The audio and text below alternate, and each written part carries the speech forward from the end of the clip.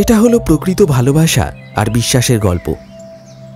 গ্রীষ্মকালের এক সুন্দর সকালে গাউন্ট এলরিক ঘোড়ায় চড়ে নিজের রাজ্যে চলেছেন। তিনি পৌঁছালেন একটা খোলা মাঠে। এই যে, আপনি ঠিক আছেন মহাশয়া?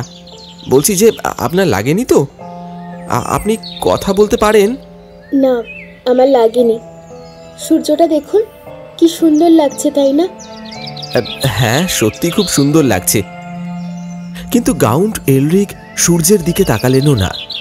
তিনি এই মহিলার রূপে মুগ্ধ হয়ে গেলেন। তার ফ্যাকাশে ত্বক আর উজ্জ্বল চোখ দুটো অবাক হয়ে দেখছিলেন তিনি। সঙ্গে সঙ্গে মেয়েটিকে ভালোবেসেও ফেললেন। আচ্ছা, আপনি কি পথ হারিয়েছেন? আর আপনার নাম কি? আমি জানি না। নিজের নাম আপনি জানেন না? না। আপনি এখানে এলেন কি করে? আমার কিছুই মনে নেই। যখন ঘুম ভাঙলো দেখি এই মাঠে শুয়ে সূর্যোদয়ের অপূর্ব দৃশ্য দেখছি। আমার আর কিছুই মনে নেই। গাউন্ট এলরিক বুঝতে পারলেন যে মেয়েটিকে সাহায্য করতে হবে। তাকে কোনোভাবেই এই প্রান্তরে একা ফেলে চলে যাওয়া যায় না। শুনুন, আপনি আমার সঙ্গে প্রাসাদে চলুন। সেখানে আপনার কোনো অসুবিধা হবে না এবং আমি আপনার পরিবার খুঁজে বার করার চেষ্টা করব। আপনি তো খুবই দয়ালু, আমি যাব আপনার সাথে। গাউন্ট এলরিক এই কথা শুনে খুবই খুশি হলেন, কিন্তু কিছুতেই যেন মেয়েটির দিক থেকে চোখ সরাতে পারছিলেন না। মেয়েটি তার দিকে তাকিয়ে থাকলেও চোখ দুটো যেন কোথায় হারিয়ে গেছে। সে যেন অন্য কিছু ভাবছে। হয়তো ও ভয় পেয়েছে, ওকে আমায় রক্ষা করতে হবে। তারা প্রাসাদে এলো। গাউন্ট এলরিক তার পরিচারিকাদের অতিথির বিশেষ খেয়াল রাখার আদেশ দিল। তার মনে হলো যে এই সুন্দর মেয়েটিকে একটা নাম দেওয়া উচিত। তখন উনি একটা নামও রাখলেন, ক্যাথরিন, কারণ এই নামটাই যেন মেয়েটিকে মানায়। এই নামটা কিন্তু খুব সুন্দর, ধন্যবাদ। ক্যাথরিন পুরোপুরি খুশি হতে পারছিল না। সে যেন সবসময় অন্য কিছু ভাবছিল। হয়তো ও ক্লান্ত, ওর যত্ন নিতে হবে। দিন কেটে গেল, সপ্তাহ কেটে গেল, মাস কেটে গেল, কিন্তু ক্যাথরিনের পরিবারের কোনো খোঁজ পাওয়া গেল না। এমনকি পাশের রাজ্যেও কেউ তাকে চেনে না। গাউন্ট তাকে সাহায্য করতে মরিয়া হয়ে উঠলেন। তার করুণ চোখের দিকে গাউন্ট তাকাতে পারছিলেন না। যেন কিসের একটা অভাব। তিনি মেয়েটিকে খুশি করতে চাইছিলেন। ওকে যদি বিয়ের প্রস্তাব দিই, ও কি হ্যাঁ বলবে? বলতেই হবে। আমি যে ওকে ভালোবাসি, ওকে সুখে রাখার মতো সবকিছু আমার কাছে আছে। গাউন্ট তখনই ক্যাথরিনকে বিয়ের প্রস্তাব দিলেন। এই উদার মানুষটিকে মেয়েটির ভালোই লাগে। তাকে অনেক সাহায্য করেছেন ইনি। তাই ক্যাথরিন রাজি হয়ে যায় আর তাদের বিয়েও হয়ে যায়। খুব ধুমধাম করে গাউন্টের বিয়ে হয়, কারণ গাউন্ট তার প্রিয়সীকে বিয়ে করেছেন। কমপক্ষে 1000 খানেক মানুষ এই বিয়েতে উপস্থিত ছিল। তিনি তাদের মুখে বিস্ময় দেখতে পেলেন। সকলের মুখেই কেমন যেন একটা আশ্চর্য ভাব। গাউন্টেন্স, ইনি হলো পৃথিবীর সবচেয়ে ভাগ্যবতী নারী। কি এলাহি আয়োজন দেখেছো? উনি নিশ্চয়ই ওনাকে খুব ভালোবাসেন। গাউন্ট একটু হাসলেন, কিন্তু ক্যাথরিনের দিকে তাকিয়ে তার বুকটা কেঁপে উঠল। প্রিয়তমা, তুমি খুশি হওনি? অবশ্যই প্রিয়তমা। গাউন্ট এলরিক তাকে বিশ্বাস করলেন, কিন্তু তার সাথে এই অবসাদ কেন? সে কি অন্য কিছু ভাবছে? গাউন্ট এলরিক কিভাবে তাকে সান্ত্বনা দেবে বুঝতে পারলেন না। রাজ্যের মানুষ ক্যাথরিনের মতো মহান গাউন্টেস আর পেত না। সবাই তাকে ভালোবাসে, সে প্রত্যেককে শ্রদ্ধা করে ও ভালোবাসে। কিন্তু গাউন্ট এলরিক দুঃখে ছিলেন, কারণ তিনি জানতেন যে ক্যাথরিন পুরোপুরি তার হয়নি। প্রত্যেক বছর গাউন্ট তার প্রজাদের জন্য নাচের প্রোগ্রামের আয়োজন করতেন। সবাই প্রাণ খুলে নাচত, এমনকি যারা নাচতে পারত না তারাও নাচত। কিন্তু গাউন্ট চুপচাপ ছিল। সে নাচছে না, সে হাসছে না। তার চোখের দৃষ্টি গাউন্টকে ভীষণ মর্মাহত করছে। তিনি অনেকবার জিজ্ঞেস করলেন, কিন্তু ক্যাথরিন তাকে জড়িয়ে ধরলেন এবং হেসে বললেন, তোমাকে আমি খুব ভালোবাসি, আর এখানে থেকে আমি খুব সুখী। যদিও সে তার দিকে তাকিয়ে আছে, কিন্তু গাউন্ট জানতেন যে সে অন্য কিছু ভাবছে। তারপর এক রাতে গাউন্ট নিজের ঘরে ঢুকে অবাক হয়ে গেলেন। তিনি দেখলেন যে ক্যাথরিন নাচছে। প্রিয়া, তুমি আমার সঙ্গে কখনো নাচো না কেন? কি?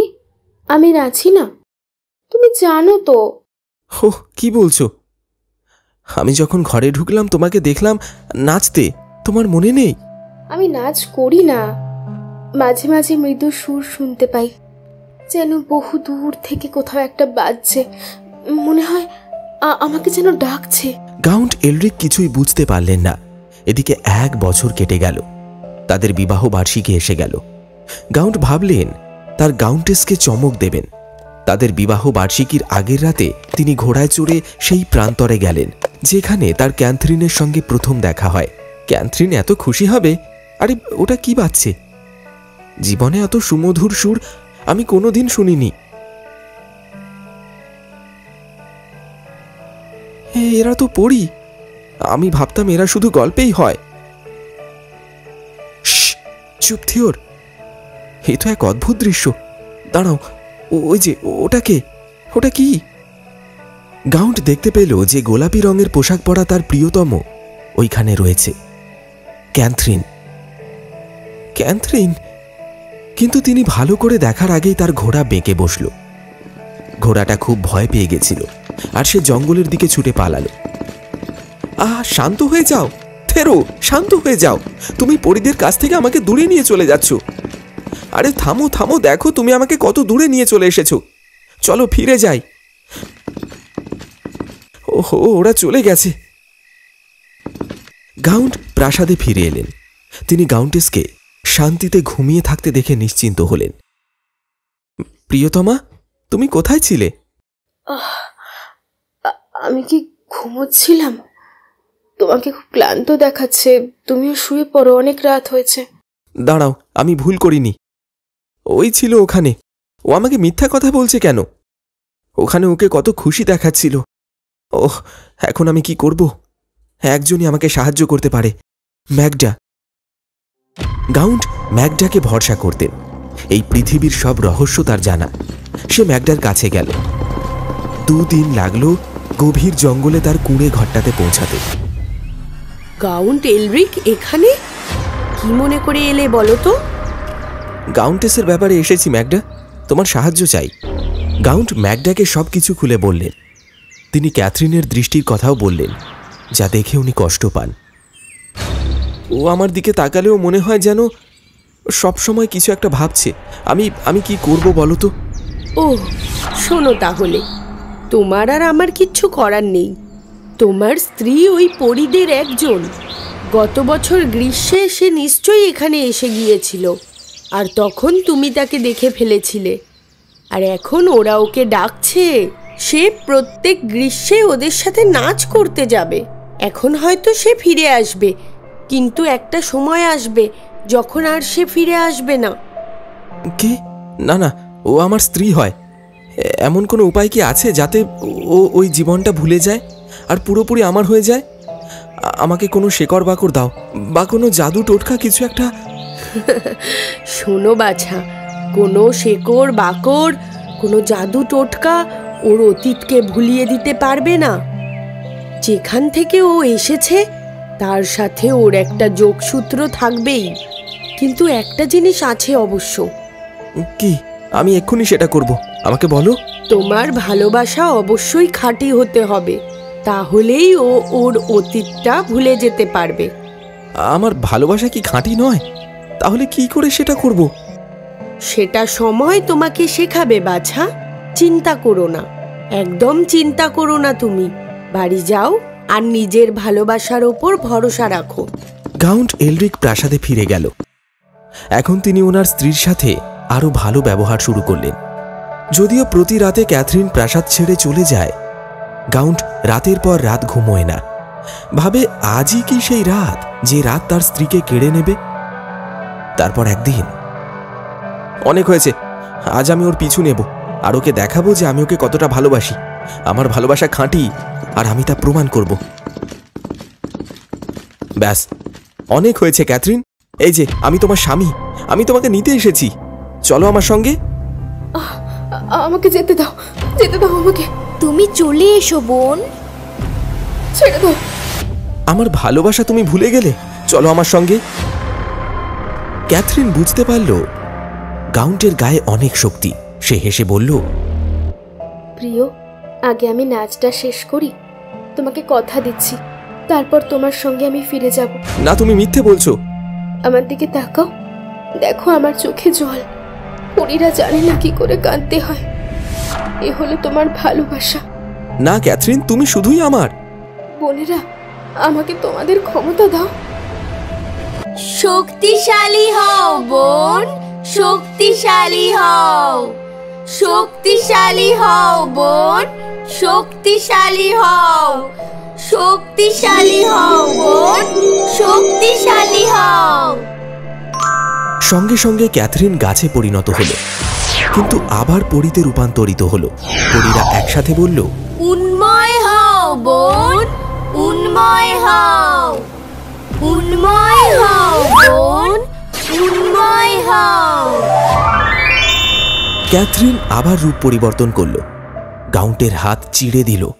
পরীরা একসাথে বলল, প্রবাহিনী হও বোন, প্রবাহিনী হও, প্রবাহিনী হও বোন, প্রবাহিনী হও। এবার জলের মতো গাউন্টসের হাত চকচক করতে লাগলো। অগ্নিময় হও বোন, অগ্নিময় হও, অগ্নিময় হও বোন, অগ্নিময় হও। এবার হাতের জলটা আগুন হয়ে জ্বলতে লাগলো। যদি আমি ভোর অবধি তোমাকে ধরে রাখতে পারি, তাহলে তোমাকে কিছুটা হলেও আমি পাবো। কিন্তু তিনি আগুনের শিখাকেও হারিয়ে দিলেন। পরী আবার আগের রূপে ফিরে এলো। তুমি আমার থেকে অনেক বেশি শক্তিশালী, তোমাকে ছেড়ে যেতে আমি পারবো না। বাকি পরীরা উড়ে চলে গেল। গাউন্ট এখন ভীষণ খুশি। আমি জানতাম যে আমার ভালোবাসা খাঁটি। ক্যাথরিন, তুমি ঠিক আছো তো? কিন্তু গাউন্টেস কোনো কথা বলল না। সে শুধু নীরবে কষ্ট সহ্য করতে লাগলো। প্রিয়াকে দুঃখ পেতে দেখে গাউন্ট কেমন যেন মর্মে মরে গেল। ক্যাথরিন, যদি আমার সঙ্গে থাকো তাহলে নিজেদের লোকের কথা তুমি ভেবে দুঃখ পাবে নাকি? ওদের কথা তো আমার ঠিক মনেও পড়ে না, আমার দুঃখ করার কথাও নয়। কিন্তু সবসময় মনে হয় আমি কি যেন একটা হারিয়েছি। আর যদি নিজের লোকেদের কাছে ফিরে যাও, তখন আমার কথা মনে থাকবে? না, আমার আর কিছুই মনে থাকবে না। আমি তখন শুধু খুশি থাকবো। তোমাকে অখুশি দেখতে পারবো না আমি তোমাকে খুব ভালোবাসি। প্রিয়তমা, তুমি নিজের লোকেদের কাছে ফিরে যাও, যেখানে তুমি সত্যি সুখী থাকবে। গাউন্ট এলরিক আর পিছন ফিরে তাকালেন না। তার পিছনে খালি প্রান্তরের দিকে তাকাতে কষ্ট হচ্ছিল। প্রায় ঘণ্টাখানেক উদ্দেশ্যহীনভাবে ঘোড়া ছুটিয়ে একসময় তিনি প্রাসাদে ফিরে এলেন। ওখানে ও কে? ক্যাথরিন? ও আমার প্রিয়। কি হয়েছিল আমার? যখন ঘুম ভাঙলো দেখি আমি একা। ওখানে আমি কি করে গেলাম? আমি জানি তুমি নিশ্চয়ই আমায় খুঁজতে গিয়েছিলে। ও প্রিয়, এসব অর্থহীন। সব থেকে বড় কথা হলো যে এখন তুমি আমার কাছে আছো। আমি তোমাকে খুব ভালোবাসি। আমিও তোমাকে খুব ভালোবাসি। তিনি জানতেন যে ক্যাথরিন এটা মন থেকে বলছে, কারণ তার চোখে শুধুই তার ছবি, আর অন্য কিছু নেই। গাউন্ট এলরিকের বিশ্বাস আর খাঁটি ভালোবাসা তার প্রিয়াকে ফিরিয়ে দিল। প্রকৃত ভালোবাসা হলো যা তুমি নিজে থেকেও অন্যকে বেশি ভালোবাসবে, আর তার সুখে তোমার সুখ।